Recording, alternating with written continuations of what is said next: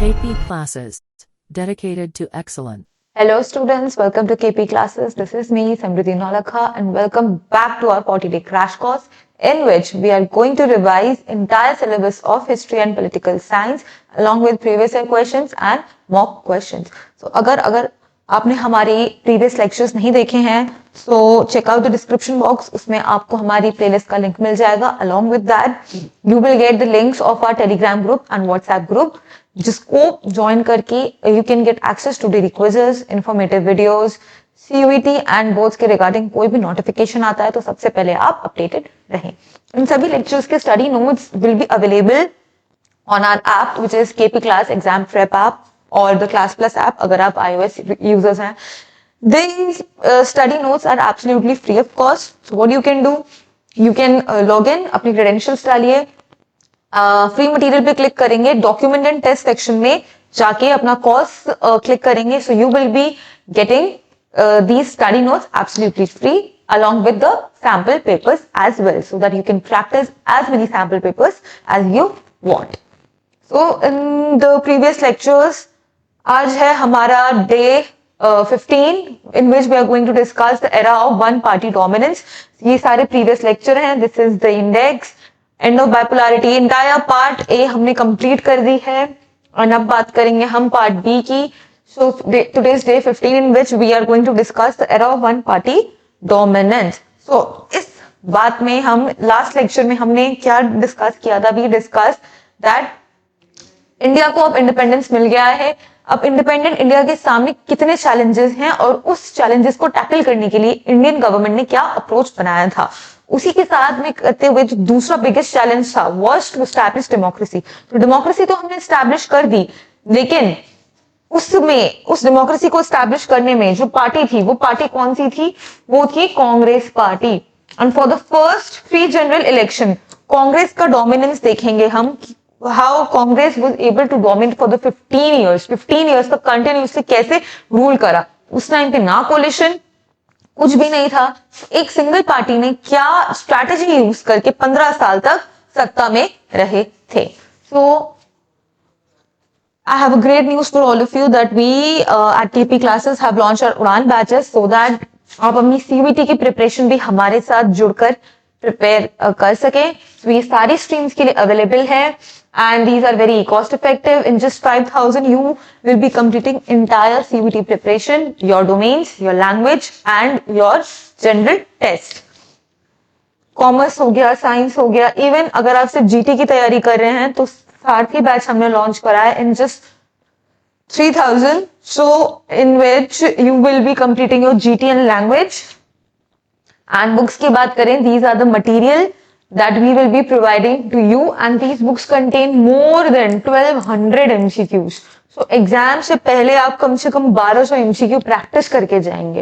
ये सारे MCQs आपके नस में घुस जाएंगे एंड इतनी प्रैक्टिस सारे डोमेन्स की, जीटी की, लैंग्वेज की सारी प्रिपरेशन आप अपनी सीवीटी की बूस्ट कर सकते हैं. So let's begin with this lecture. उससे पहले कुछ बेसिक चीजें. इलेक्शन कंडक्ट करने के लिए सबसे पहले क्या बॉडी होना चाहिए? Election commission of India. So हमारे कॉन्स्टिट्यूशन में इसका मेंशन है. हमारा कॉन्स्टिट्यूशन कब अडॉप्ट हुआ? 26 November 1949 which is celebrated as constitution day every year. तो ये कॉन्स्टिट्यूशन डे है. It came into force on 26 January. So adopt हुआ, अडॉप्ट, इनएक्ट वो डेट है 26 नवंबर, लेकिन came into force actual implementation कब स्टार्ट हुआ था? 26 जनवरी. उसी की ही बॉडी है election commission of India. CVT का पीवाईक्यू है article 324 of the Indian constitution deals with election commission of India. PYQ of CVT very important. जनवरी में ही सेटअप हुआ था. Sukumar Sen was the first chief election commissioner elected and he also became the chief election commissioner of Nepal and Sudan. Sukumar Sen याद रखना है. Election commission जनवरी 1950 में setup हुआ था. दो dates, constitution day and republic day, दोनों ही डेट्स में डिफरेंशिएशन याद करना है. अडॉप्ट कब हुआ और इनएक्ट, एक्चुअल इंप्लीमेंटेशन कब हुआ. तो बात करेंगे फर्स्ट चैलेंज क्या था? Unification of India. वो सक्सेसफुली कहीं ना कहीं कंप्लीट हो गया था. अब क्या? सेकेंड, डेमोक्रेसी स्टैब्लिश करना, गवर्नमेंट सत्ता बनाना कि अब उस कंट्री को, इस इंडिपेंडेंट नेशन को चलाएगा कौन, तो उसके लिए डेमोक्रेसी स्टैब्लिश करनी थी, इलेक्शंस कंडक्ट करने थे। इलेक्शन कंडक्ट करने के लिए सबसे पहला काम क्या था, इलेक्शन कमीशन ऑफ इंडिया को सेटअप करना। सो वो सेटअप हुआ 1950 में, बट एक्चुअल इलेक्शंस कब हेल्ड हुए थे, it was held in the year 1952। तो 2 साल क्यों मैम, 2 साल डिले क्यों हुआ, क्योंकि 1950 से लेके 1952 तक हमें लगा इलेक्शंस को मैनेज करने के लिए हमें लोग इकट्ठे करने थे, ट्रेनिंग चाहिए थी, एंड क्या करना था, उस टाइम पे लिटरेसी कितनी थी, 15% लिटरेसी थी इंडिया में। तो इतने एलिजिबल वोटर्स में सिर्फ 15% लिटरेसी थी, तो उनको बाकी जो लेफ्ट ओवर जनता है उनको क्या करना, एजुकेट करना, अवेयर करना टू कंडक्ट द इलेक्शंस, ताकि इलेक्शंस कैसे कंडक्ट हो सके, free and fair elections conduct हो सके। तो ये जो इतना बड़ा टास्क था उसको एक्चुअली इंप्लीमेंट करने में it took 2 years, but finally 1952 में first election took place. And क्या हुआ, उससे से पहले बात करेंगे इंडियन नेशनल कांग्रेस की बैकग्राउंड की, कि ये जो वन पार्टी डोमिनेंस है, तो ये आई है, आई कैसे, लेकिन उसका कोई हिस्ट्री, उसका बैकग्राउंड क्या था। बैकग्राउंड की बात करें 1985 में बनी थी, किसने बनाई थी, एहो ह्यूम ने बनाई थी।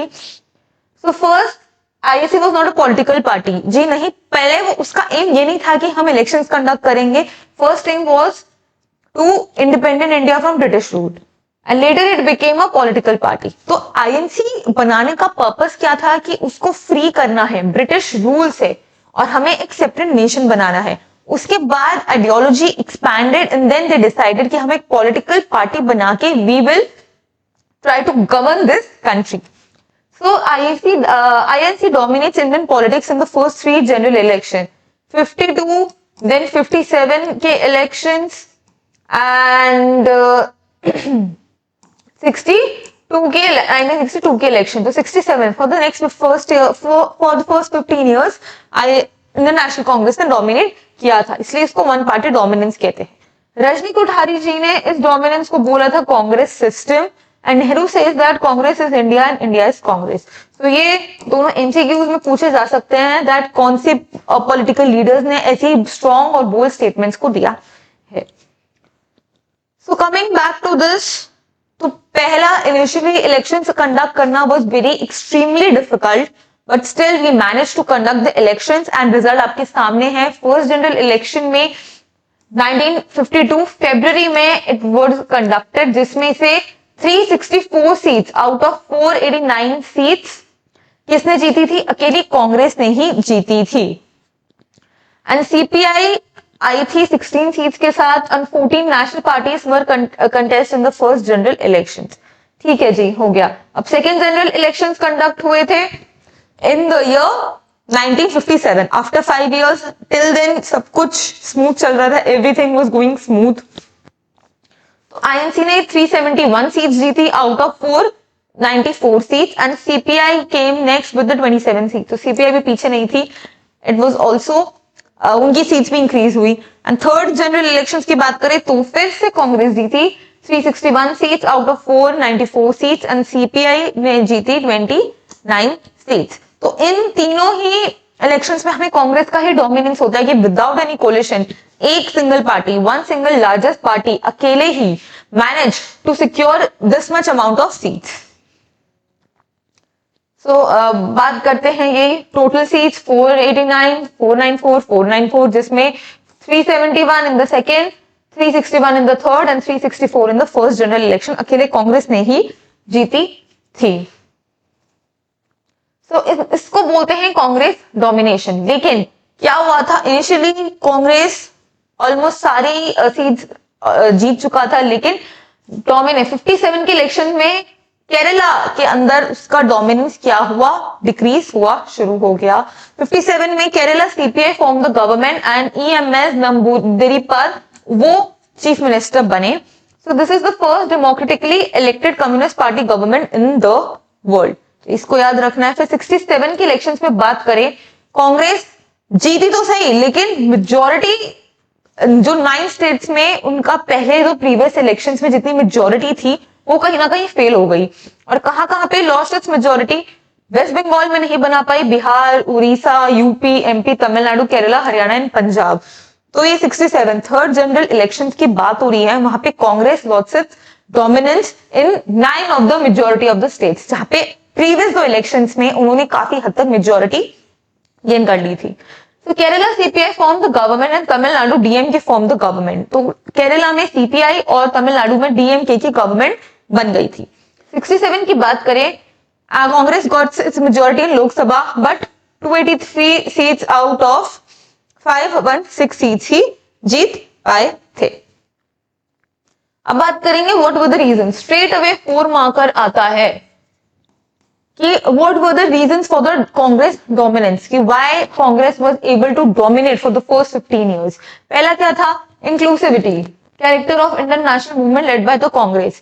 मेजर रीजन कांग्रेस के डोमिनेंस का यही था कि 1985 में जब वो फॉर्म हुई तब से लेके इलेक्शंस तक कांग्रेस ने अपना एक आइडियोलॉजी जो फॉर्म करी थी और इंडियन नेशनल मूवमेंट में पार्टिसिपेट करके उनके लीडर्स ने एक ऐसा ऑरा क्रिएट करा कि people already started liking them, and it enabled to attract different section groups interest, making it broad based social and ideological coalition.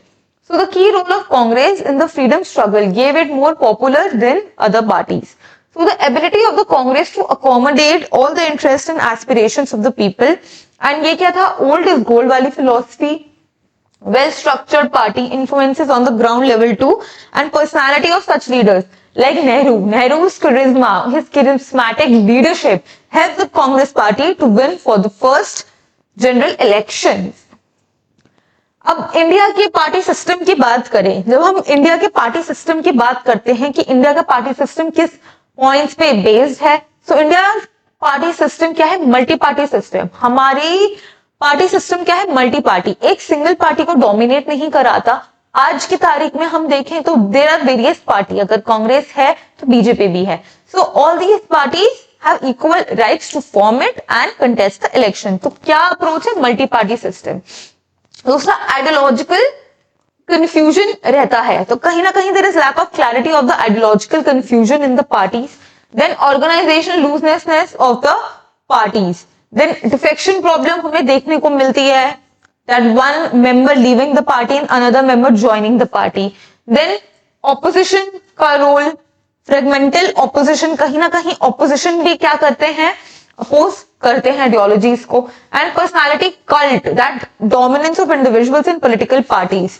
तो it is said that India में जो political parties हैं वो party के basis पे नहीं, उस individuality के बेसिस पे चलती हैं, कौन जो उस पार्टी को चला रहा है।